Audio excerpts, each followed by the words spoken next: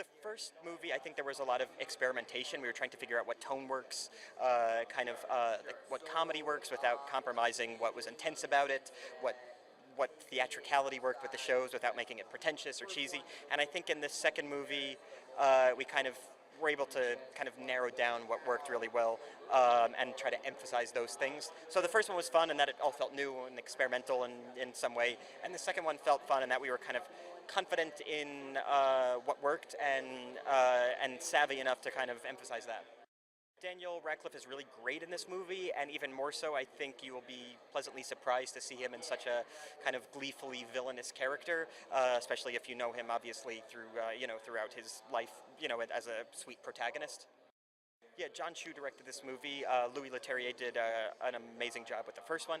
And I think what John did with this movie is kind of try to push the envelope with how the movie was shot.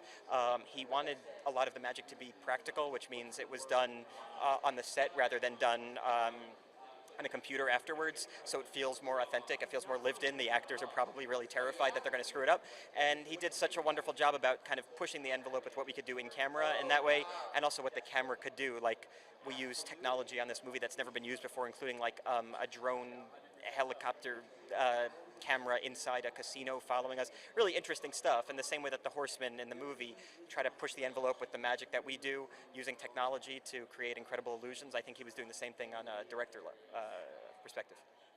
The most interesting thing for me about this sequel, which I think is also the experience that the audience will have, is that you're kind of on the side of the horsemen. In the first movie, we kind of drop in and do these, enigmatic, incredible shows.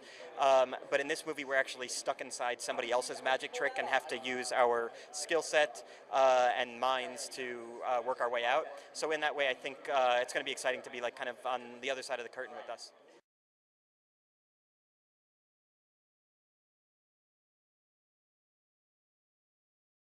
The main things that I was excited about when I came back for this one is reuniting with the cast. To be honest, like we all love each other, and to come to set every day with a bunch of people who are like really funny and just trying to make each other laugh, like it doesn't really feel like work. And so it was mainly the cast, and then on top of that, like this movie kind of encompasses like everything I love to do as an actor. It's got the action element, it's got comedy, but it's also got some serious stuff in there too. So for me, it was kind of a no-brainer, yeah.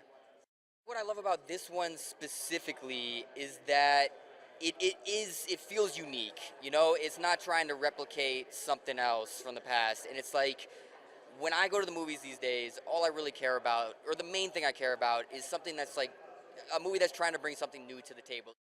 So Lizzie Kaplan plays somewhat of a love interest of mine, and Lizzie's fearless. She's one of those actors, I don't, but who just like come in and they're just this ball of energy, and like she was the new kid essentially, and like when I come into a situation where I'm the new kid, I kind of revert into myself, but like she just went for it, and I respect her so much, and she just has this like very natural sense of humor and fit in perfectly, yeah. People should expect, a similar tone as the first one, which I said it's a tough tone to nail, but we got that going for us. We got kind of bigger set pieces. We got some interesting new characters like Lizzie Kaplan and Daniel Radcliffe. We got, you get to see the horsemen more behind the scenes. You get to see a more vulnerable side to them. And it's just fun. I don't think anyone can walk out of this movie and not say that they had a good time.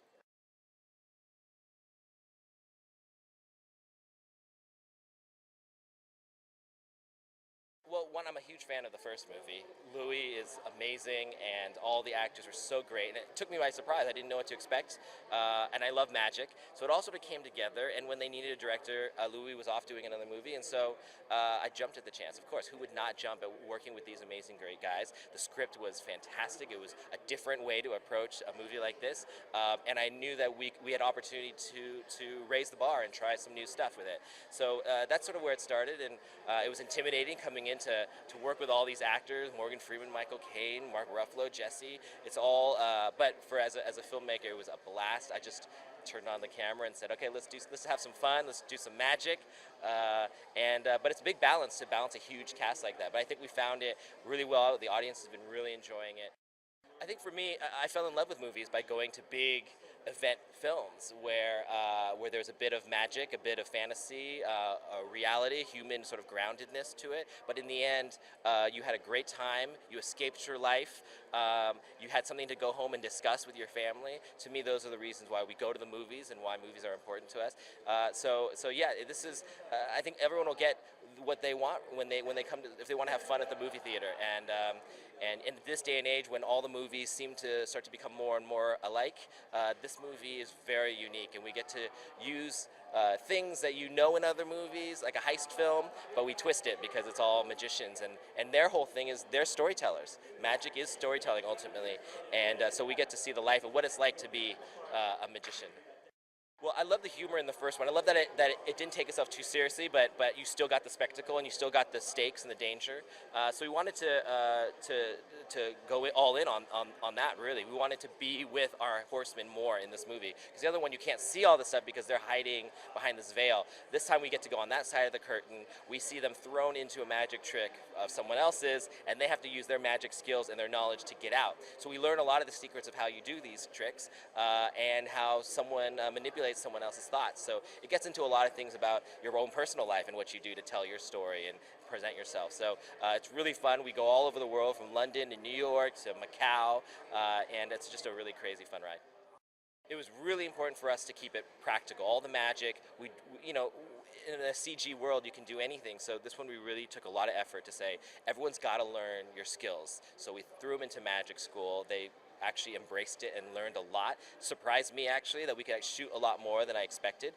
We had doubles as backup, but even with doubles, they were physically doing the things. So yeah, for us, it was a big effort to show magic on screen, not cut away, know that we did these things.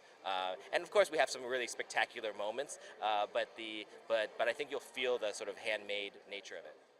I think to hang out with the coolest actors in the business, in the coolest world in the business, with some magic, with things that will surprise you, things that will delight you, and just a movie that your whole family can go to and enjoy. I think you'll fall in love with movies again, too.